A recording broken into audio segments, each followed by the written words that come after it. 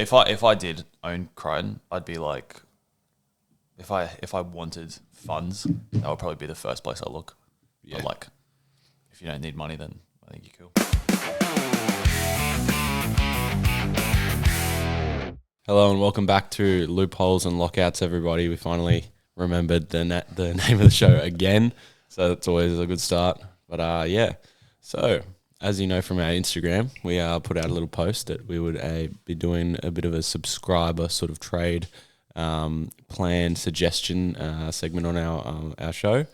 But yeah, so we'll try and incorporate that today. But as usual, we're going to go straight into the team list. Guess with that as well, it's important to note we actually had so many entries. We're going to have to push some of them to next week. So if you are sort of interested still and you didn't put your name in the hat, you could always send it to us. We might be able to do push 4 next week. So yeah, we'll see. Cool. Yeah. Finish TLT, get into that. A bit of Physio Files on the go. Yep, happy days. And then panic buys and sells and our teams and trades and stuff like that. And our tips. And tips. Which we'll try to remember. Yeah. Lovely. Cool. Let's delve in, eh? Let's rock through the team list, guys. For the Dolphins versus the Manly Seagulls. Dolphins go unchanged, which is Kurt Donahue coming in as the 18th man.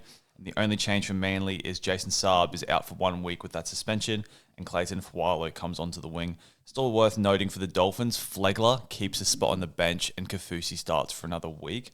And I guess we will see now with Kieran Foran coming in for this game how Manly's forward rotation kind of looks. Because a bit of a weird things last week. I think Paul Bryan and Laifi, like those young guys, they only played like less than 15 minutes each. Yeah, that was wild. So be interesting to see how that goes there. Any thoughts from this game, either of these teams? Look, obviously I saw Clayton Fualo, I believe how you pronounce it. It's just a 1 or 2 week thing. I can't remember how many weeks. Yeah, 1 week for Saab. So I know it's going to be sort of looking at him popularly if you're not maybe the biggest follower of the Manly Sea Eagles this year, which is very fair considering how they're going, but not a strong trade in. I think if you have Paseka or Flegler, they're both looking like they're going to return to form nicely. I mean, Manly have no one else, so he's just going to keep pumping out numbers, Paseka, and then Flegler will come back stronger and stronger. I mean, he got 50 last week in about 40 minutes, so yeah, I think that'll just continue. Yeah, I was a bit disappointed seeing him on the bench, but you know, it's fine. He'll get there eventually. I know he's going to be a slow one. Definitely. Yeah. Rightio, Good Friday. The Bunnies coming up against the Dogs. Still no Brandon Smith yet. The Cheese has not found his way into the side yet. I know he's going to be one of the most popular trade-ins anyway, but yep, still not named. Campbell Graham name. I think he's just returning from just a short-term injury it was for Campbell Graham. For the Dogs, Sam Hughes and Harry Hayes are back, and Josh Curran remains out, so no real massive news from either of these sides. Anything to note here, boys? Nah, nothing too crazy. Just going to be interesting to see where Crichton sort of plays. If he plays in that sort of 5'8" role or out back on the edge. On the edge would be nice, fingers crossed, but you know. Yeah. It's kind of worse having him doing a bit of both, which is the case for last weekend. I'd rather him just either be the first receiver or the center, so I just know what I'm expecting. But yeah, the fact that Burton scored a try at his center spot and then from first receiver, I was a bit frustrated by that. But yeah, we'll see. It's looking like they're just trying all sorts because the Bulldogs' attack isn't quite humming this year. I think once they find a rhythm, Crichton will find his spot, whether that's at center or first receiver. Yep. Cool. Penrith versus the Melbourne Storm. Penrith only one change. Mitch Kenny suspended for a week, so Freddie Lussick comes into the starting side. For the Storm, quite a few changes. Kamikamitha out. We hope he's doing okay, recovering from his stroke, which was no good.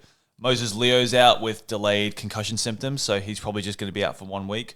I still think he's a fair trade out. But then Nick Meaney just comes straight back into the side for Moses Leo, takes a spot in the centres. That will be an interesting watch to see who goal kicks. Yeah. I think that's pretty much it. Any more quick thoughts? I think that's basically everything. I think we're pretty straight down the middle game, that one. Cool. Dragons come up against the Cowboys. Toby Couchman, my boy's back into the side with Moses Sully. Kyle Flanagan's out. Like King Tonga takes a spot at 5'8". And the continual rotation on the wing continues with David Farley now all of a sudden the right wing. So we've had 3 different right wings in 3 weeks. Extremely weird. For the Cowboys, Zach Zach Labour drops it out for Tom Chester, which is massive news for those of us who held Chester. Looks like he's about to capitalise on that negative break even again. I think that's basically it from this game. Anything else, boys? Nah, just interesting with that rotation on the wing. Like, they just not know what's going on. I feel like Setutu didn't even play that badly to get dropped in the first place. And then I actually thought Sloan played the best I've seen him play last week. I agree. In a long time. And then now it's David Farley on the wing. So whether Sloan maybe picked up a knock on the weekend that they're not really advertising or what, but it does just feel weird to me that David Farley just now starts. Obviously, I'm sure he's been killing it in New South Wales Cup, but Setutu wasn't doing a lot wrong in my eyes in the first place. So, a little bit disappointing for us, who I had a lot of faith in Setutu, especially with the soft draw coming up. But, yeah, a little bit back down to earth. Yeah, it's just same. To echo the sentiments, it's just really disappointing. I think it's gutless coaching to a degree. Sloan might have gotten an injury, but wouldn't you just slot Setutu back in? I don't know why you'd use the third winger unless you were that off Setutu. But maybe he's injured as well. You never know. But, dude, I don't know what Flano's doing out there. I could understand dropping him after round 2, I think it was, where his work out of the back was really low. But then he had a great game in round 3. He got 50 in base, and I think he took nearly 20 runs, which is pretty ridiculous. Like, that's just a workhorse out of your own end. And then he gets dropped after that performance. So I was, a little bit confused there. But, yeah. Yeah, well, he said something about bringing Sloan in. He's like, we want more star power. So I don't understand why suddenly they don't want more star power. So they brought in David Farley. Yeah. Anyway, Titans versus the Broncos. Titans go 1-17 from that side that played last week with Bremo in the centres and Lockie Ilias playing at 6. For the Broncos, Payne Haas comes into the side, which is going to be an interesting watch for those of us who sold him. Anderson and Karapani are both out, so Arthurs and Shibasaki come into the Brisbane backline. Unsure if this Karapani is an injury or just a dropping or... it's a dropping, I think. Just a dropping, yeah. Yeah, disciplinary. Honestly, disciplinary. He got a... did you see what happened? He got some sort of argument or altercation in the Valley, and then... Oh, really? Got kicked out of a nightclub and it all blew up. It was kind of over nothing from what I understand. Like, he was just being a bit of a public nuisance, a bit loud and whatever in one of the clubs, but... Very silly. Broncos have shown in the past they're not afraid to give people a little stint on the sidelines for a bit of disciplinary action. Yeah. Only thing noteworthy maybe to talk about here, we were talking about it before, Piakura obviously keeping that spot on the left edge. Do we think that solves or at least helps to solve the Broncos' defensive deficiencies? I think it definitely helps solve it. I think when you've got Ezra Mam there, though, it's always going to be slightly less of a defensive edge. Yeah. But in saying that, Ezra hits...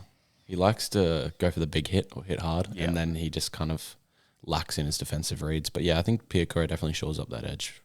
I think watching that dynamic last week, it looked better. The connection between the second rower, Piakura, and Ezra Mam looked a lot better than the one that Wilderson and Mam had. But it's still kind of all over the shop because Ezra Mam, there's no consistency to his play. One time he'll jam really aggressively, and his centre and winger will be left stranded, and then the next time he'll just sit in the line and get run over the top of by a second rower. So there's not a lot of consistency in his play, and I think that's probably harming the outside backs outside him. There's no faith in what he's going to do. So Piakura is going to help that dynamic, but I don't think it's going to fix the problem as such. It's going to help it, but yeah. I would agree. Rightio, next game, Sharks versus the Warriors. Sharks only change. Nikora comes into the reserve, so we'll see if he's going to be a late swap for Billy Burns. And for the Warriors, obviously the big news that came out on, I believe it was Monday, Barnett's out for another 4 to 6 weeks, poor bugger, with a broken thumb. And so Vi Mauga's come back onto the bench. Good news for Jackson Ford owners. I mean, to be honest, I don't think it changes a lot. I think it was pretty clear he was just going to be a 70-minute player anyway. So I guess just good news that that's going to continue. Anything else to note here, guys? I think there's much going on here. Yeah. Tuapiki keeps his spot at fullback and Chans into the centres. That could be interesting. Yeah, so despite Ali Latte absolutely killing it in New South Wales Cup last week, I saw some clips of him just running over people. Still dropped. I think that's the best move for the Warriors. Chans looked really good at centre on the weekend, I must admit. I think with the Jackson forward thing, I think Barnett coming back was more of a threat to his minutes than not having him. So I think now it does strengthen the play with Jackson forward. I think there was minutes up for grab, but maybe that went down to 55 to 60 with Barnett at full strength and full fitness. But now, obviously, it's just wheels up. Yep. Cool. Knights versus the Raiders. Big news for the Knights. Trey Mooney coming back into the forward back to help strengthen them, and Fletcher Sharp still keeps his spot at 6. Not that he was going to be dropped, but he's just fit to play 6 again, which is good news for Fletcher Sharp. Well, he did have that knock right at the end of the game. I don't know if you watched it or not, but he pretty heavily aggravated the PCL, so definitely good to see him. Yeah. Who was it? It was someone shoved him into Fletcher Hunt, and then he just came up absolutely sick. Oh, that's right. Yeah. It was a second rower. I can't remember. Who did they have last week? I've forgotten what. The Dogs. Oh, it was Preston. That's right. In a ditch to score a try, just shoved him straight into Fletcher Hunt and came up holding that knee aggressively. So good to see him back. Yeah. For the Raiders, the big news, I mean, it's the same every week, so it's not really big news, but Sasungi keeps his spot in the centres. This week, though, Timoko is in the 19, I saw, which is interesting. Yeah. Papali'i's back, and Morgan Smithies moves to the bench. Sasungi, guys, he just kind of keeps doing it. He's a freak. His power is ridiculous at the moment. Like, his base isn't overwhelmingly, like, he's about 30, if I remember correctly. I think something like that. But his power's been up there with that. So, I mean, a bloke who's getting 60 in base and power every week and then maybe 1 or 2 try involvements is going to go between 80 and 100 every week if he gets those try involvements. And I don't think there's a better matchup for it than Newcastle. So if you kind of back him holding that starting spot, wheels up, I reckon. Yep. Last game on Easter Monday, Parramatta versus the Tigers. The Tigers are 1-17, so this will be the second game that Tavana plays. So maybe an interesting watch there to see how he goes, and if he keeps his spot, could be a cheapy downgrade. Might be a little bit aggressive with like Skelton and Taylor May and stuff at all coming back, but could potentially be one. Big news for Parramatta. Iongi's now out for 8 weeks, or 6 to 8 weeks, I think I saw, with the syndesmosis injury. So Joash Papali is going to be named at fullback. Joash, an exclusively 5'8" in Supercoach, costs $340K at the moment, but I believe he's got a 94 break even or something like that. Yeah. So it's kind of an interesting catch-22 where you want to see enough from Joash to be compelled to bring him in, but you also want to see him get a pretty low score to tank that price. Yeah. So if he gets like, what's the realistic total? If he gets like 40 this week, 40-50, yeah. I think he'll be down to 300K flat, which that could be attempted to bring in Joash. And just touching on that, he will go down this week. So obviously, if you've not been watching the Parramatta games, round 1 he came on for a very short stint. I think he got 9 Supercoach points, and then obviously came on late in the game for Iongi on the weekend. So I think he got 14. Something like that. Yeah, break even of 90, which is going down this week. So if he has a poor game and punches out at 30 or 40, as you said, then it's going to be wheels up for 300K. It's not a bad flip from Pezzett if you don't trust that Pezzett's going to keep scoring and assisting all the time, because obviously he's relying on that. Otherwise, you can probably downgrade one of your premiums to him and then just play sort of Joash or Pezzett, depending on the week and who you like more.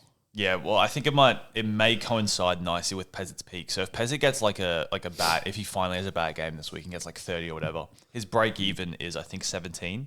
Yeah, so he'll basically peak at around 380K. So you can make a pretty easy 80K, maybe a little bit more, and just go down to the next cheapy 5'8". I reckon that sounds pretty easy. Yeah, a little bit of a luxury, but if you've got that luxury, then go for it. I reckon. Yep.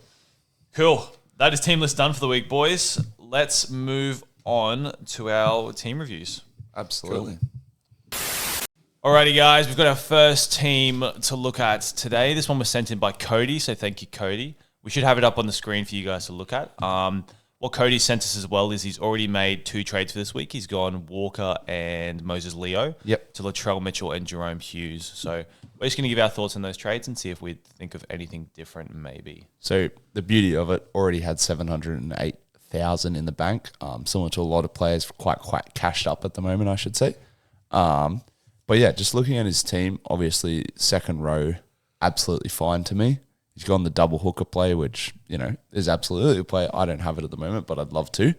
Front row forward looks pretty sound. IPAP's just been that guy for him, so that's lovely. And then Couchman returning this week. Then obviously as we go to the halfback 5'8", someone who also has the similar 5'8", Elliot, are you worried at all by the Walker Pezzett at the moment? Nah, not really. I'm happy to give Walker another little chance. I think I had a look at his draw last night, but have since forgot it again. But I think he has a relatively easy matchup against the Dogs and then 2 meh matchups. So if he can find that bigger score in that matchup, then he should be fine. If not, he only loses not too much money, and then you just go down to a Joe Ash or something like that. So I'm actually not too worried. I'll just see how it plays out. But Yeah. more than happy to give him one last little chance.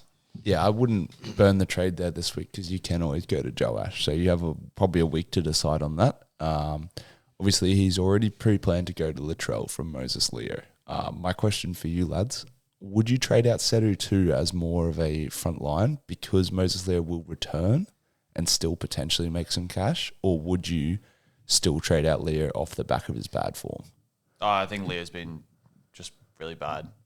I think Leo's break-evens now, I don't know what it is, but I remember thinking it was aggressively high. Yeah. I think it's like Setu 2's break-even's 5. So if he does return and play, he's going to make some cash. And if not, he'll just keep his value.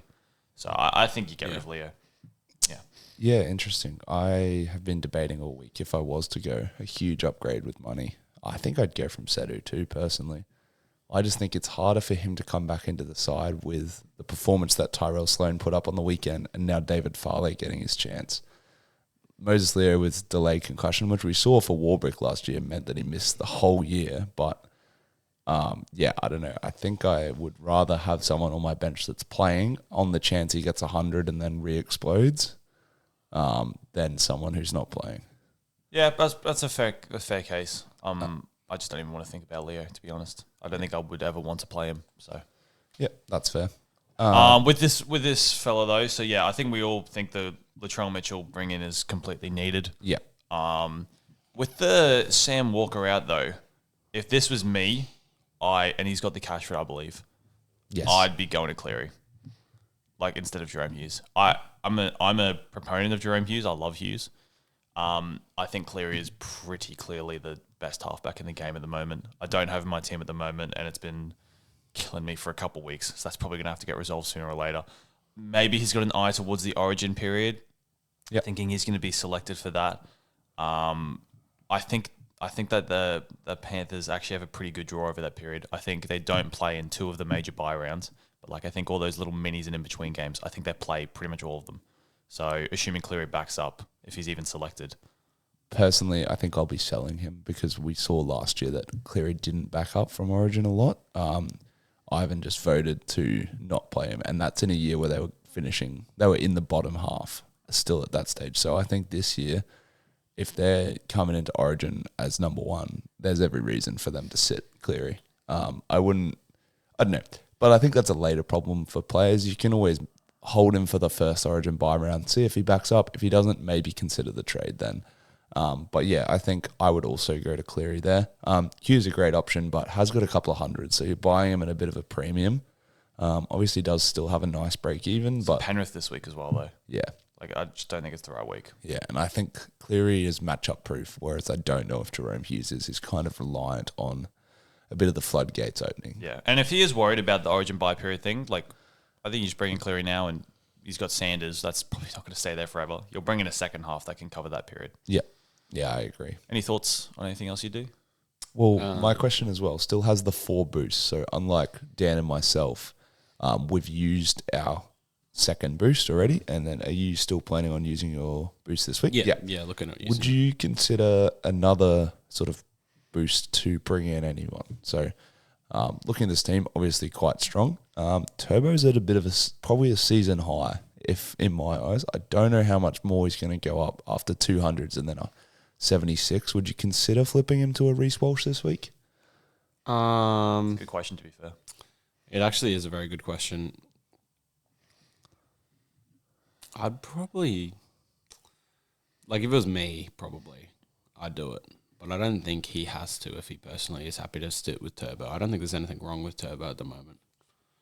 Nothing great. I don't think he's a buy-in, but I don't think there's a massive problem. There's no red flashing light. I don't know if it's worth a boost, if you know what I mean. Yeah, I'd probably agree. Yeah. In terms of up top though, I would just be. You do have Trey Mooney as FRF2, so that's not always amazing. You probably wouldn't burn the boost there again. But the other thing I just wanted to highlight with IPAP going at the situation I'm in with Arama Howe is he's now my FRF2, and then if he suddenly got dropped or something like that, I would then have to find a good FRF, which we know there isn't really any. So he's got Couchman. Yeah. It's a different scenario here, but yeah, I just don't think it warrants the boost anyway, so it's all good. I think the Panthers have showed that they're going to use one interchange on hooker. They're going to use one interchange on Luke Somerton not Luke Somerton. The halfback that's been playing lock. I always forget his name. From the Knights. Jack Cogger. And then 2 middles. So I think IPAP's basically going to play close to 80, and whether that's him playing on the edge for close to 80 or whether that's him playing 60 minutes on the edge or 50 minutes on the edge, Garner comes on and him shifting to the middle. I think he's shown he's going to play a bunch of minutes. So I think he's a pretty good front row forward one. I'm not going to bring him in now because he's so expensive and that role could easily change. But coming into Origin as well, Liam Martin's going to go and he'll probably play 80 minutes. So, yeah. Liam Martin played 58 minutes last week. Yeah. I reckon there's every chance IPAP eventually isn't playing 80. But yeah, he's good for now, which is good. Yeah. So I don't know. I think it seems pretty good. Just quickly, feedback for Cody, I guess. Love the Hughes play, but I would definitely agree. Are we all sort of in agreement with the Cleary play over the Jerome Hughes? Elliot, are you on board? I would. Sure. I don't think Hughes is bad, though. Like, if you've got a particular vibe for you think Hughes is going to explode, then I think just go for it, kind of, yeah. Yep. And then obviously all wheels up on the Latrell trade. And then food for thought on whether you want to use a boost to get Reeson. That's kind of personal preference. I mean, I would probably do it just given the draw if you have the money. But yeah, obviously, just something to consider, I guess, or whether you get him next week, that draw is really appealing. So Yeah, yep. Moving on to our second person, Jesse. He has 89K in the bank, so maybe not as much as Cody did. Another Grant Brayley. Yeah, another double hooker combo, which I don't hate. Obviously, season rank of 16,000. He's been doing pretty well. I like the double hooker play. I don't have a problem with it, especially considering Cheese has been so delayed in coming in. If that's the punt you want to take, absolutely. Front row forward looks sorted to me. I mean, you've got Howe, you've got Mooney, he's got Colquhoun, who's been playing really well. Maybe it's the time to consider getting off Colquhoun. But yeah, eventually he'll obviously have to go, but he keeps punching out good scores. So I wouldn't be too afraid to keep holding him. Second row is where I see a trade this week. So Isaiah Yeo scored last week for 76. I think it's time to get off him. What do you lads think? Yeah, I guess it's definitely no fire. So I think it's a bit of a luxury trade. I know he scored and then only got 76, but I think he played like really low minutes for some reason. I can't remember if he had got injured or something. I remember listening to it or whatever because I didn't actually get to watch that game. But yeah, I think it's just a bit more of a luxury there. I'm also seeing another one in Hamoli Olukwadu. You could always get off him too. Just options at this point, I guess. Yep. We'll keep moving down and then we'll circle back. So Cleary Atkinson, I love that. That's absolutely fine. Purdy Pezzett, great play. Fullback sorted, and you've got Reece Walsh. So for me this week, you're captain, vice captain, and it'll be the same for me because I have a very similar team. VC on Walsh and Captain Cleary, even though he's got the matchup against Melbourne, Cleary stands up in those big games. I would not be afraid that he won't get 70. I reckon he'll get 70 pretty much regardless. That's absolute lowest tier that he could possibly get. So you mean the other way, right? Vice Captain Cleary, Captain Walsh. Is that right? Yeah, sorry, that's what I meant. And then obviously you can use one of your non-playing centre wings to sort of make that loop work. So for me, not a lot of cash in the bank. Yeah, big issue with this team centre wing. Yeah. Herbie Critter. Critter's already kind of like, and then 5 cheapies, only 2 of which I'd say I'm actually like happy with. Yeah. I think Leo's probably a pretty priority trade out, although you can't really come to anyone great, and probably same with Crichton. Yep. I guess my question is, where would you find money for that? So would you preemptively drop a Yo or Olakwadu down to Ryan Couchman just to make 400k and then 300k and then absolutely solve that centre wing issue? Or yeah, I could maybe see myself doing that. I haven't been keeping an eye on Homole. Let me have a look at some of his numbers because been quite well, but he has scored 2 tries, so he scored both the first weeks, and then obviously punched out a 60 last week with no try. So he's not been bad. 73, 64, 61. Oh, he's been pretty good. I think he can probably hold Homole. Yeah. But I do think Yo might be the one this week to make some money from. You could maybe do that. You could probably just leave most of this team and just do one trade. You got a luxury trade of going Critter up to like anyone in that kind of mid 600 tier. Yeah. Like there's probably a few guys in that tier. Like, well, is Robert Toya available? He's on a buy. That feels like a pretty. I wouldn't be doing rough, that, especially when you've only got the 2 premiums. Yeah. I think there's still a few guys you go like. Could he get to Jermaine Osako? Might be able to get close to that. So, you then have 2 Dolphins on the buy, which doesn't feel ideal, but I mean Osako could explode. Who else could you go for? You could go for Kale Aro. This might be a pretty good time to get Kale Aro at a pretty bargain basement price. Yep. A Warriors matchup isn't terrible. There's also Tamale's been pretty good. We're going to talk about Sasangi later. He's been pretty good. I think that's what I'd be doing is just looking at Crichton, going for a bit of an upgrade. I don't think he needs to do much else. I think this team's set up pretty well. I do also think Chester returning, so that's a strong play this week probably. Then you obviously find one trade, Herbie Farnworth, and then Macassini's been killing it. So I think you can just plug him in there. Yeah. And then you've got 4 playable centre wings. And then with the Moses Leo / Setu 2 thing, I think you could easily drop Purdue back to centre wing now and then pop Joash Popoli from a spare cheapie. Like he's going to be about 300k, I guess. So that could be your next week sort of thing. I just feel a little bit scary having a Joash Pez at 5'8". It does, but I mean, if Walker Pezzett feels scary enough, let alone Joash Pezzett. Yeah. I guess we'll see this week to see what sort of numbers he pumps out. So maybe Joash will just be like an absolute goer. Yeah. I mean, for 300k, if he's like 5'8", is pretty miserable at the moment. If he's pumping out between 40 or 50 in base, then absolutely. Yeah. That's fine. So we'll just wait and see, I guess. Yeah, I just don't think there's any, because I think you're right. I think you kind of have to hold Leo and Setu too. I don't think there's any good centre wings around that kind of price tag at the moment. Would you... Luke Lily's been pretty good, but... Yeah. I think it might be like literally just short, but would you consider, if it was possible, Crichton to Sasangi, Mosley to Warbrick? If it was possible, then yes. I think it's 20k short, but maths isn't my strong suit. The Brick's kind of expensive, isn't he? Yeah, he's like 460 after this week, I think. Something like that. I think it's a little bit too much. I think it's a little bit too much. Yeah.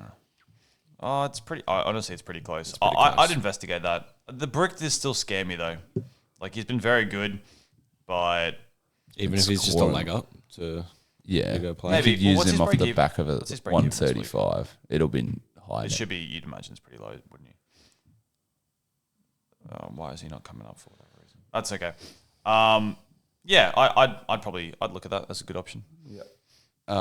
Yeah, I just don't know if he's going to quite have the money with only 89k in the bank. But yes. Sorry, Warbrick's 560. Wow. Oh, you can't afford that. Yeah.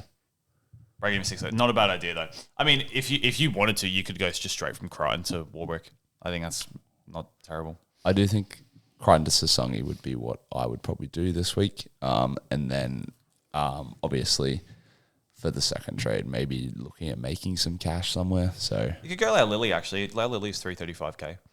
Yeah. If you really wanted to, you could go Leo to Lau Lily and Crichton to Sasangi pretty easily. Yeah. I think that's probably what I'd do. Okay. Yeah. I'm on board with that. If you really like Lau Lily, or just leave him. Would you take a punt on Tavana, or is that a bit too fresh? I think it's... I feel so punchy. Yeah, it's pretty punchy with Skelton in the reserves as well. Yeah. Tavana could drop out. And it Taylor May only 4 weeks. That'll be a round 6 return likely. So that's next round. Yeah, even Lau Lily feels a bit punchy, doesn't he? I think you just hold the spot. I think you just go Crichton to Sasangi, or if you love an Iro or you love someone like that, you go for it. I think this team's looking great. I absolutely agree. Would you use a trade to get some money this week to maybe do some upgrades at centre wing next week? Nah, probably not. Yeah, just the one trade. Yeah, easy. No, I tend to agree with that. I like the play. Chilling. Yeah. And then obviously just start probably Chester and Macassini there. Raise your whole second row, and then Brayley obviously. Yeah, I think it's looking good. Yep, easy. Lovely. Well, yeah, looking strong, Jesse. Well done. And our final team of the week, from Brody. So he's already put some trades in there that he was sort of looking at. Payne Haas and Kenny to IPAP and Nico Hines. So we'll just have a quick review of his team. So obviously Hooker, Harry Grant, and then he's got Benani Iulu. What are our thoughts on that? I don't love it, but I don't know if I'd use the trade quite yet to go to the cheese. No. I think you've got weeks on that, and you just find a week where your team's on fire, and then do it that week. You could just wait for Cheese to play 2 games. Like, that is the kind of good thing look about at him. Right. Yeah. That's the good thing about Iolu's. He's not going to leak money. He's not like a Reed, so you just chill there. Yep, absolutely. Front row forward looks sorted. Obviously, Payne Haas returning this week, and probably a strong reserve on Howe if you need it every week. I think after the performance on last week, be doing pretty badly to get dropped from the side for Paxton. So, yeah. Second row, absolutely stacked, and I love to see it. I think there's a lot of points at second row this year. Preston, maybe the only worrying concern. The Bulldogs just don't look like the Bulldogs of last year. They're kind of a bit all over the shop. No one really knows what's going on. I don't think they have that game manager that they kind of need there at the moment, which would be lovely if they had Sexton, but, we'll just sign Galvin and then play 2 6s, which is brilliant. So I think Preston's still fine, though. yeah, I don't think you trade him out. No, not at all. But again, seeing a lot of similarities here with the Yo. To be honest, I'm quite fearful there. I just think he's playing really low minutes. He's going to play about 60 minutes every week. He's been helped by a try assist and then 80 minutes with Jack Cogger being HIA'd, and then now a try that's eventually going to come to an end. I don't think you have to do it this week because I think his break-even's like only 40. Yeah. You wait another week. But then after that, I think it's about time to get off him. Yep. Sorry, I've just got to change photos here, lads. Bear with me for 1 second. All right, and moving to 5'8" centre wing. So obviously he's also gone the Cleary, Atkinson, Purdue, Pezzett, which is a great play. I don't think anything needs to be done there. More than happy with that. And then sort of a common thing I'm seeing between all the teams, quite light at centre wing, as we all are as well. Mine's pretty strong. To some, yeah. Well, yeah, I'm a bit light. I think made a bad trade last week and traded out Chester. So I'm a bit disappointed about that because I just didn't think he'd come back. But yeah, would you consider solving the Leo problem now? So so his projected trades. What do we say? Haas, Kinney out to Papali and Hines. Yeah, you probably wait on Kinney, right? Are you waiting, Kinney? 100%. We're going to talk about this later. Kinney's being dumped by too many coaches. He's still got this Broncos game. He's still got this Parramatta game. He's not going to lose cash. If you trade Kinney out before this Broncos game and he scores and he gets 100, that's going to feel pretty crushing. There might be tears. If it was me with this team, I'd be going Haas down to. There's not really good any cheap front row forwards, but I don't even know what to do, to be honest. Maybe Flegler, honestly. Yeah, but whatever it is, the idea is I'd save money there to some extent, and then I'm just making a splash. I'm going Leo to probably the best centre wing I can think of. Val probably with the Val's a great shout. Who else is a good shout? That's what I'm doing. I don't see Nico does feel good though. I do like that trade. Yeah, but I mean you could do that as well. Actually, you could go. I think it's a decent time to move on from Atkinson. I could pretty easily see myself with this team going Haas out and Atkinson Hines if you're really keen on Hines. Yeah, but to do that, obviously you'll have to unlock by going cheaper at front row forward. But I wouldn't be too worried about that. If you do go a Flegler, Paseka, Howe will be playable every week. Well, he's got, what does he got? Stefano and Howe. Yeah, that's fine. I think he'll be fine there. You just rock with that. Yep. Or you could go to Mooney now that he's come back from the suspension. Also another solid option as a front row forward too. I don't think you have to reinvent the wheel there too much. But yeah, I think I would agree that Haas goes down to someone and then you splash at centre wing. Whether you go from Moses Leo or Setu too, probably personal preference. Yeah. Or if he's really keen on Hines. He does that. Yep, absolutely. What would you do? Well. I'd look at getting rid of Leo and probably make that splash for big CTW. I think that's where he's lacking a little bit. Who would you guys do? Who's the best CTW? Honestly, I'd probably do Val. Probably look at a Val, yeah. To be honest. Would you ever go for Jenkins? Nah, not at this price. I think if you went last week, maybe. But he's still got a negative. Yeah, I think it's a -3 break even. Yeah, it's disgusting, but It's kind of at that point where, like, if he doesn't score, then he's going to go down price, and you've only made a little bit of money. Or if he does keep scoring, I guess you win. But yeah, Val does feel good. Yeah. Yeah. I think Val, for me, is the safer option and probably someone I'd go with, considering you probably only going to have 3 premium centre wings. You can rely on him to get decent scores every week. If there's a week Jenkins doesn't score, he's probably looking at a 40. And I think bringing him in against Melbourne, not the greatest matchup in the world. So, yeah. Yeah, the beauty is as well, going Haas down you're essentially going Haas to Val in a weird way and then just moving your cheapies around. He's going to have a lot of cash in the bank next week as well. So I think it'll only take a little small downgrade, and then he could, if he still wants to go for a Hines, I think he'll still be within reach, kind of, if you want to go from then. Honestly, looking at his team, if you're really keen on Nico, I was sort of more looking at the centre wing upgrade, but I think that's a fine thing to do this week. You do it from Atkinson, though. Yeah. So Chester and Macassini are both playable this week, strongly playable this week, in my eyes at least. Chester's shown that he's good with his base, and then obviously all it takes is a try for him to get that 70 to 80 range, and then obviously with that as well, Macassini's been killing it. Got 35 in one of the worst games I've ever seen in New Zealand. It was greasy and there was a bunch of errors, and he didn't really get past the ball at all. So I think you could strongly play those two with your 2 premiums, and then just leave centre wing for now and use a bit of extra cash for that next week. But you could definitely go Atkinson to Nico while he's probably at the lowest he'll be for a while. Yeah. Did everyone else IPAP cost $640? Yeah. Feels like an expensive bring-in. Yeah. So I just had a look. I was just having a look to play around. He doesn't have to go for someone overly cheap if he wants Nico. Like, I reckon if he brought in someone who was like 500 flat, or I reckon like a Trey Mooney or whatever, he'd still be able to afford Nico. So you don't have to go for someone to bottom draw. I just think Flegler's in a good spot at the moment. He's still returning from his injury. Sure. But But I understand what you're saying. Yeah. You could maybe stretch to a 12. I guess we haven't. Maybe not quite. I think it's a tad of a stretch. Okay. I'll tell you what, if you could, though, that'd be bloody good. Yeah. Yeah. If you could stretch to a 12, would you go from a Hines to a Jaden Campbell? I mean, we know you would. Well, I'd think about that, to be honest. Like, 12's looking great, and Jaden Campbell. What do we think about this Jaden Campbell Broncos matchup? He's running at that left hand side with Theokura. Yeah. So I do like the matchup, just not sold as much on the player yet. I think he's got 2 tries the first week and 2 try assists the second week. So he's got a lot of attacking stats. I wonder if that's going to continue. yeah.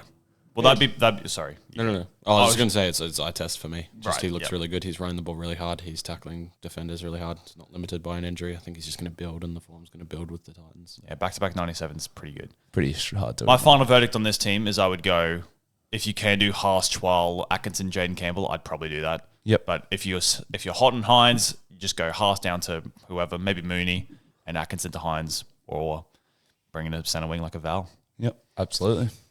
Lovely. I did just want to touch on he's trading out Payne Haas after he got named this week. That means he either had too many fires to put out last week and just kept Haas, or he thought that Haas wouldn't be limited by his injury, and then his opinion has changed. It's a good point. This team got sent through to us before teamlist dropped. Oh, true. So I wonder if he's now thinking... I wonder if he wants to hold Haas now. Well, let's have a very quick look. What would you do otherwise? I guess you could make money from going Yo out if you really wanted to make money. Probably. Yep. Yeah. That's probably what I'd do.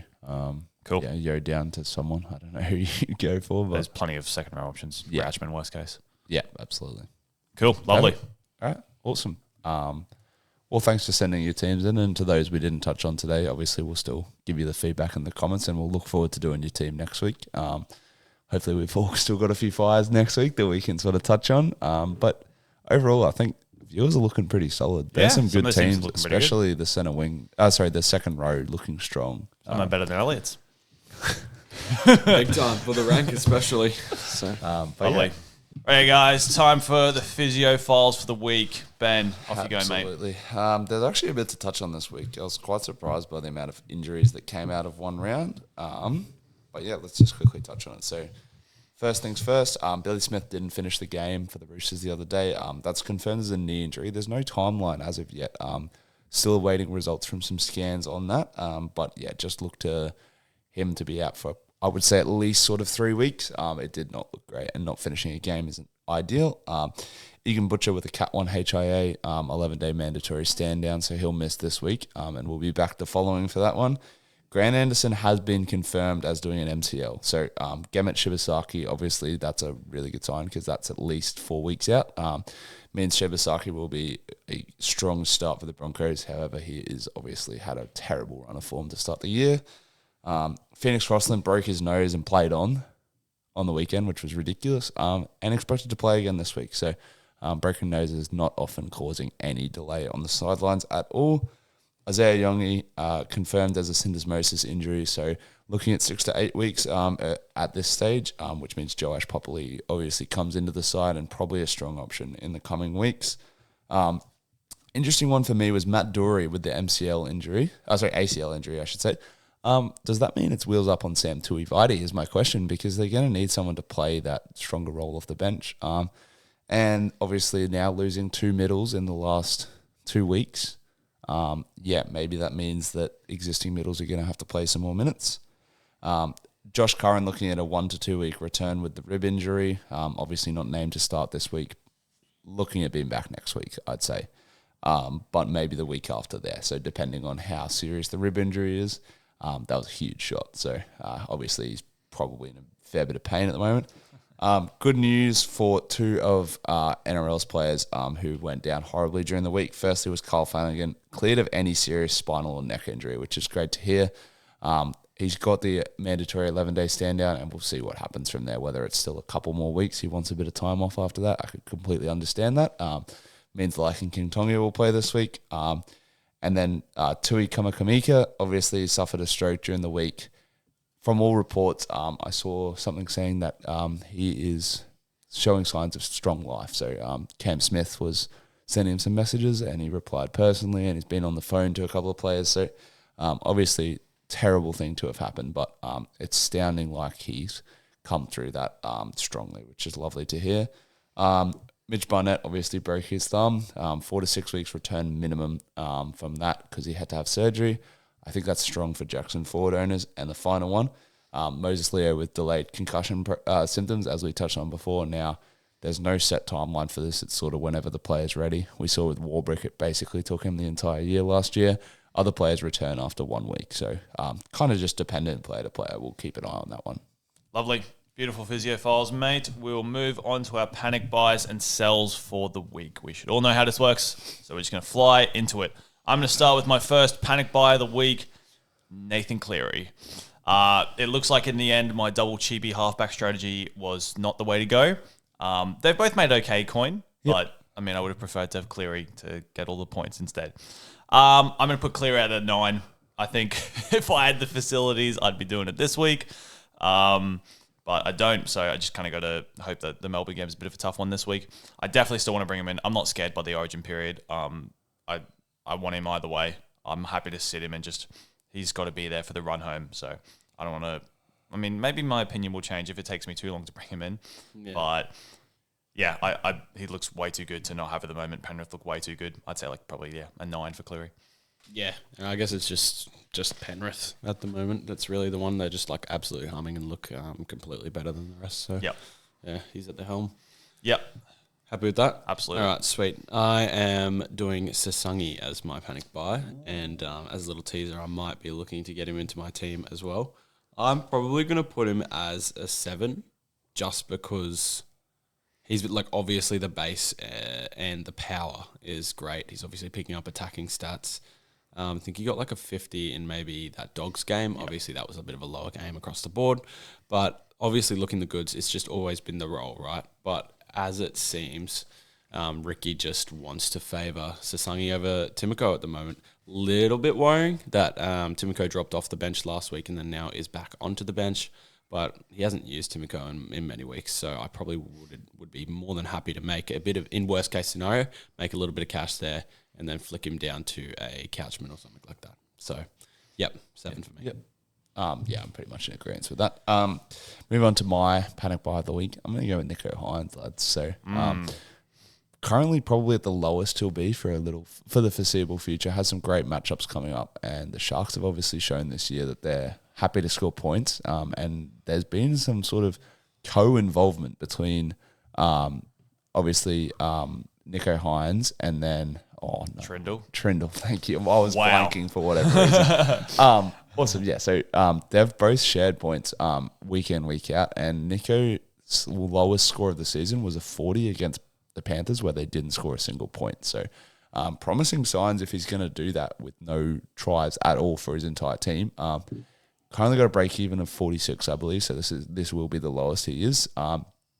Good, decent matchup this week with the Warriors. I think it's going to be a high scoring point fest at Ocean Protect Stadium, followed up by Roosters that look underwhelming in defense. And then there's obviously a bye in there, but I think the matchup's really good. I'm putting him at a 7, honestly.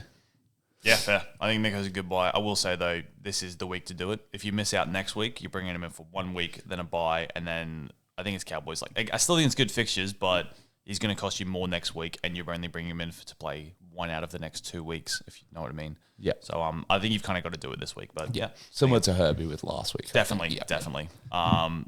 Cool. Panic sells. We'll move back down the list in the snake fashion as we always do. My panic sell as a co-owner, well, not a co-owner, but as an owner next to me, Sam Walker. Look, I think there's too many people getting off him. I don't think he's going to continue to be terrible. I understand it's worrying. I am going to put him at a 7 purely because I think there's really good options. But if you really back the Roosters and back him in, don't get off him now. I think he could easily bounce back and score 100 next week. He's barely run the ball. The Roosters look terrible. His goal kicking's been underwhelming, but they're pretty easy fixes. If they can work that out, they have a bye now to sort of reset their attack and work on some things. There's a strong chance he could have a bounce back soon. So I'm going to put it as a 7 just because there's good options, but I'm not saying you have to trade him out. If you own Sam Walker, you're probably sitting at a similar rank to me, midway down the pecking order at like 50,000 or even worse. I think you can't die waiting. You got to get rid of the bloke. He's been terrible. Hasn't picked up an attacking stat all year. You're fine if you want to be wishful thinking, but I think you'll find yourself lower down the rank if you do that. Yeah, I think it's you're an owner. You feel the pain. I guess. The pain week in, week out. It's soul crushing, especially when he plays on a Thursday and then you've got the whole weekend to watch that 40 in your team. Yeah, just like because as I see it as an outside observer, I'm like Sam Walker's about to bottom out at like 400k, and then he's going to be a hell of a buy. Yeah. So, but I do understand what you're saying.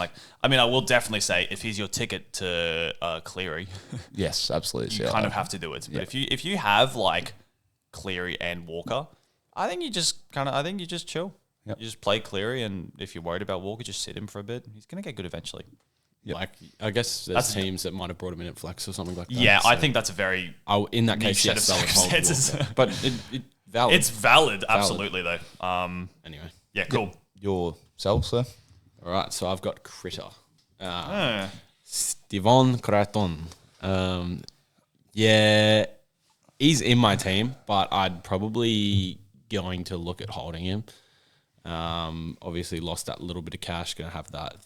What do you get on the weekend? 30 odd? Yeah. 36. Yeah, geez Louise. I was going to go say 30 and I'm like, that feels too low. Oh, wait, it's not. But yeah, obviously playing that hybrid 5'8" sort of role. Have no idea what that's going to look like this week, but I'm crossing my fingers, my tongue, my toes, or whatever else that he doesn't play that and goes back to center. Obviously, I reckon he looks better there, but if I think we said before that in the pre-show or the intro, or it was actually Ben, you probably just prefer and play one or the other.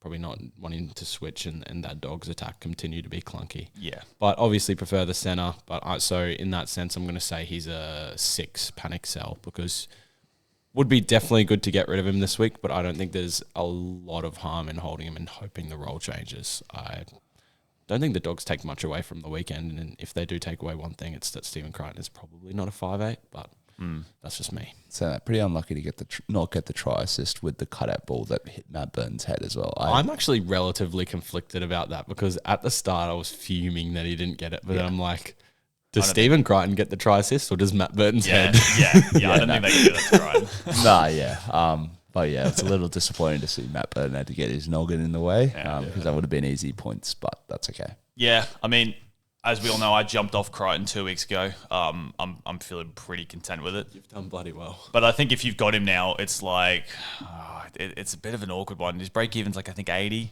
So you'd hope he wouldn't lose too much cash if he gets around the 50, 60 range. I think if you want to take one more week to look at him to confirm if you want to sell him, I think that's completely fair. But I also think if you want to drop, like if you can do some flex things and go Critter to like Walsh, Yeah, like absolutely. I think you just You'd definitely do look that. at that. Yeah. So yeah, I think it's team dependent, context dependent. My sell, we flagged it earlier. Keanu Kinney. I looked before.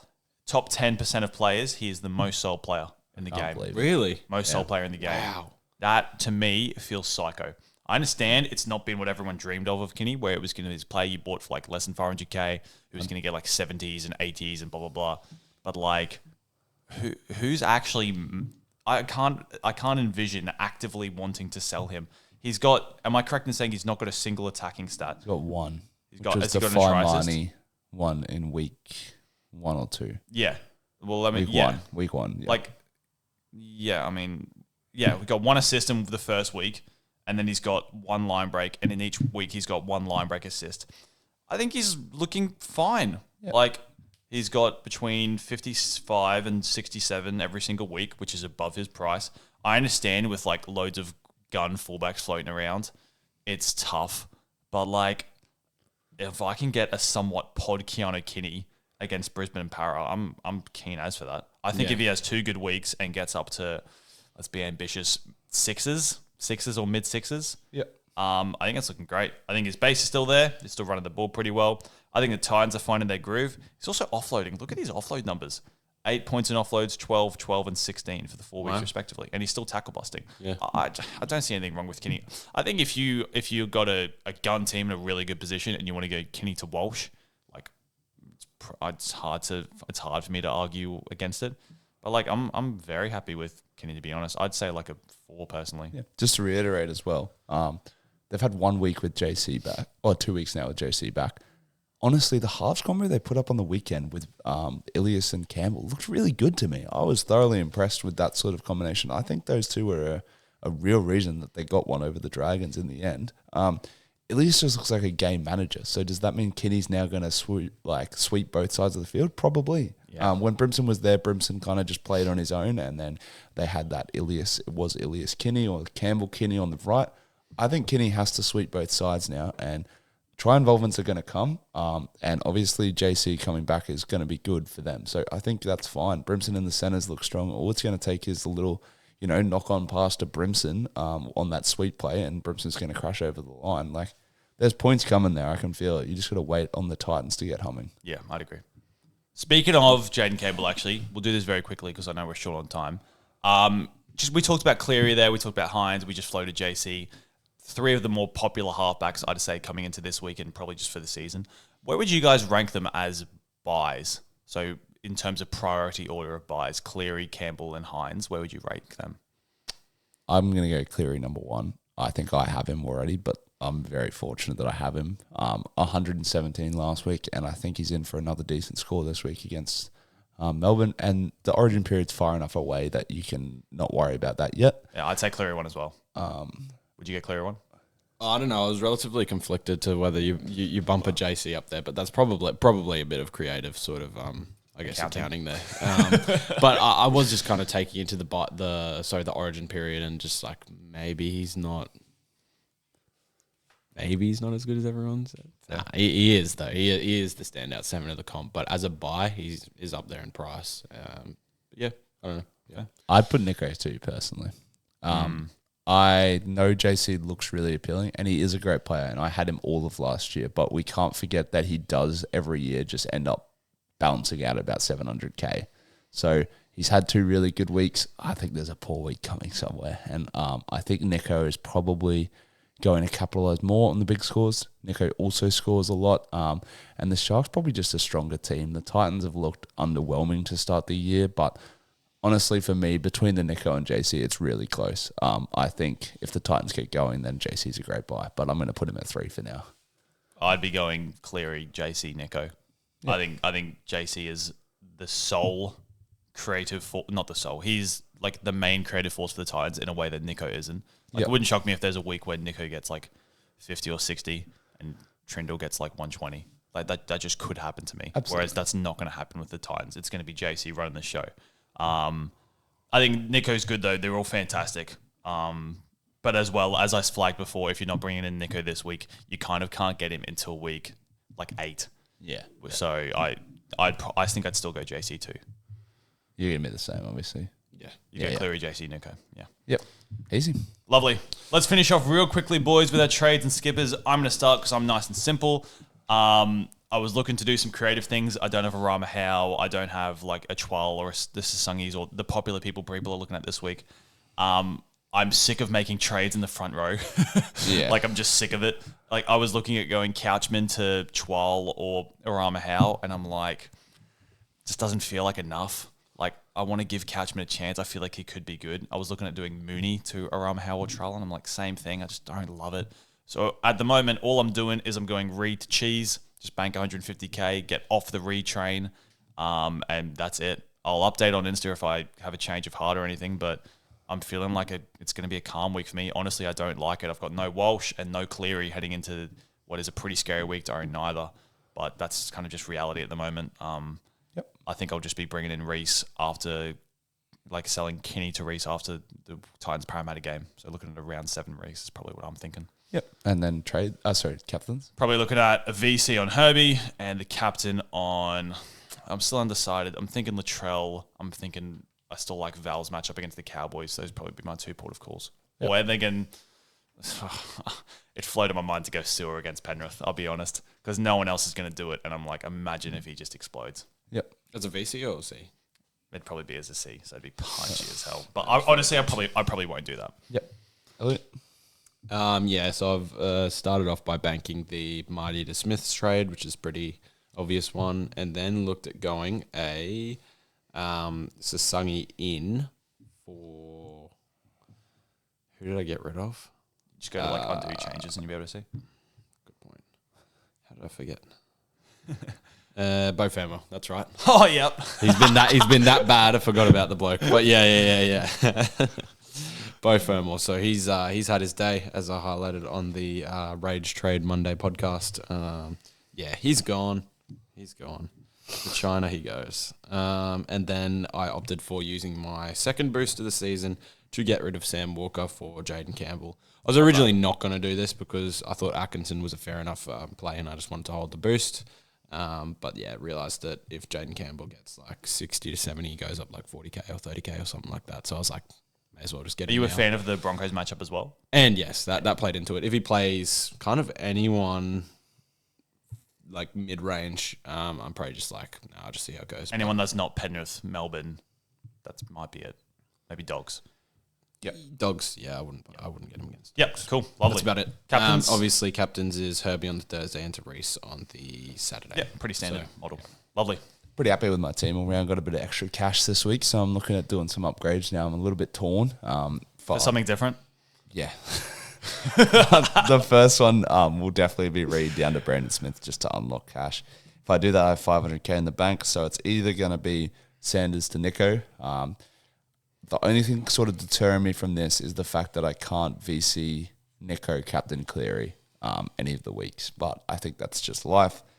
That's probably what I'm leaning more towards. But the other option as well is Moses Lee or Setu 2 up to literally anyone. So that's the other one I'm tossing around, whether I go one of those two, probably Sasungi I'm looking at, or maybe one of the Dolphins right edge, sort of to pod your guys' Herbie and back the fact that they're going to go right all day against Manly. Yes, so Asako feels good to me, to be honest.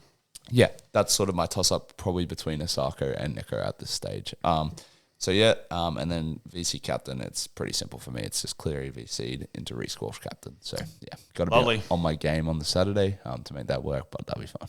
Perfect. We'll finish up with our tips quickly if you want to pull up the games. We haven't done consensus yet, have we? We haven't done our consensus yet. We'll update our consensus team later on the Instagram. We have not had time to discuss. We're all busy men. It's been a bit of a hectic week for all of us. All right. Top to bottom with the games. All right, let's go. Top to bottom with the games. First game, the Finns at home against the Sea Eagles. Fish 1 to 12. Fish 1 to 12. Sea Eagles play for Fozzie.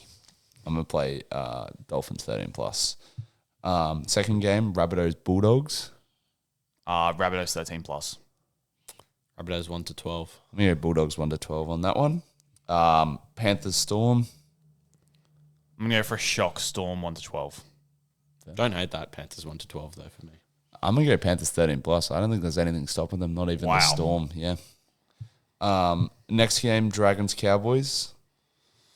Dragons with some troops back. I like the Cows, but I'm going to go Dragons 1 to 12. Yeah, I'll go Dragons 1 to 12 too, I think. I'm going to go Cowboys 1 to 12. I think they'll be good. Their team's up there now. So, yeah, they'll be fine with that. Next game, Titans at Seabus against the Broncos on a Saturday night at 6:35 p.m. The Broncos sometimes stumble in these games. Yeah. I'm still going to go Broncos 1 to 12, though. Broncos 13 plus. Yeah, I'm also going to go Broncos 13 plus. I think it's typically the Sunday Arvo games we lose to the Titans. Hopefully a Saturday night might be a little change of heart for that one. Moving quickly on to the Sunday games. Sharks at home to the Warriors. Warriors bounce back. Wires 1 to 12. I can't get a read on the Sharks to save my life. Yeah, me neither. Yeah. I'll go Wires 13 plus. Wow, yeah, don't mind it. Fall off. Don't mind it. Yeah, I'm going to go Sharks 1 to 12. I think the Tigers exposed some defensive issues of the Warriors last week that the Sharks can capitalise on. Next game, returning to form Newcastle up against the Raiders in Newcastle. I think the Knights got this. Knights 1 to 12. I was going to say same. Knights 1 to 12. I'm going to go Raiders 1 to 12. I think they've had too many games in a row they've lost in close ones. They're due a win. So, okay. And then final game of the round, the Easter Monday Classic, the Eels versus the Tigers. Tigers 13 plus. Tigers 1 to 12. I'm going to go Parramatta 13 plus. Wow. Yeah, I think it's time. Parramatta look good, and they look really good against the Broncos. We'll see. Fair enough. That is us done for the week, guys. Yeah, I guess as we said last week as well, and we mentioned again at the start, even if we've already done the podcast and reviewed teams, please keep sending them through. We'll obviously take the time to reply to you all. We're not going to leave you stranded if you send us out your team, even if it's late. I'm more than happy to sit there and recommend some trades for each of you based on the knowledge we gained today. I'm sure a lot of it you can use yourself as well. Maybe you're in the same boat as some of the people we reviewed. Other than that, obviously jump over to the Insta. We're loving it. We just hit 100 followers, lads. Yes. Congratulations to the both nice, of you as well. But yeah, just getting up in the world, hopefully, one step at this time. And obviously just the podcast will be live. You'll be watching it Thursday. But we're slipping into that regular sort of rhythm. I had a couple of questions from the people we were reviewing about what days the podcasts go up. Just to reiterate, it's Monday midday-ish, depending. It'll depend. But yeah, usually Monday midday to Arvo, and then Thursday midday to Arvo as well is our best guide for that. So yeah, just keep an eye on the Spotify for that, or you can always hit the notification bell on YouTube, and then you'll get notified when we upload. But yeah, thanks very much. Anyone Thank you else have guys. anything? No, that's it. We're done. Have a good week. May your arrows be green. Indeed. Oh, yeah.